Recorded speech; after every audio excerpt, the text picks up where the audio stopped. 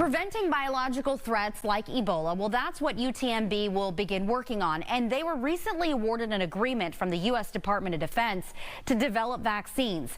Fox 26 anchor Caroline Collins joining me now in the studio with more details on this agreement, which is aimed at preventing infections by a number of frequently fatal diseases. Yeah, Rashi, this project could potentially prevent another pandemic. It's all made possible by a multi-million-dollar agreement with the U.S. Department of Defense.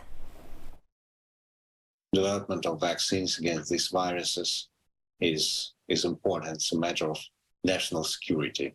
Dr. Alexander KRIV and his team at the University of Texas Medical Branch in Galveston have just been given the job of a lifetime. Thanks to a $25 million contract with the U.S. Departments of Defense and Health and Human Services, they will soon begin researching and developing vaccines to combat widespread threats to the United States. These include the Ebola, Sudan, Marburg, and Lassa viruses, which are highly contagious and, if not treated properly and in a timely manner, can lead to death. These viruses are highly dangerous.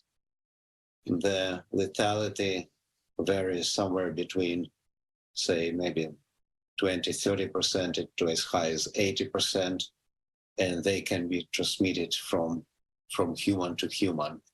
Therefore, the outbreak of these viruses must be contained as quickly as possible. Development on an Ebola vaccine began as far back as the 2013 epidemic and has resulted in 2 vaccines, one approved by the U.S. FDA in 2019 and the other by a European medical agency in 2021.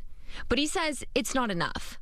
So what else sets these yet-to-be-developed vaccines apart? We will be working together with Moderna, are based on mRNA platform, which was successfully used for COVID-19 vaccine by Moderna, which was developed by Moderna.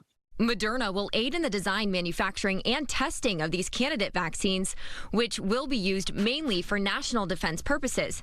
But don't count yourself out if you're not in the armed forces. These vaccines will be equally important for civilian population, for general population, and for war fighters. With the worst of the COVID-19 pandemic behind us, Dr. KRIV and his crew are not ruling out the possibility of viruses such as these to be used in acts of bioterrorism. It always was a purpose to have good vaccines against these viruses, but why it is now? Because this mRNA technology has been developed and successfully used for COVID-19 vaccines. So it's right time to use this technology against these highly pathogenic viruses.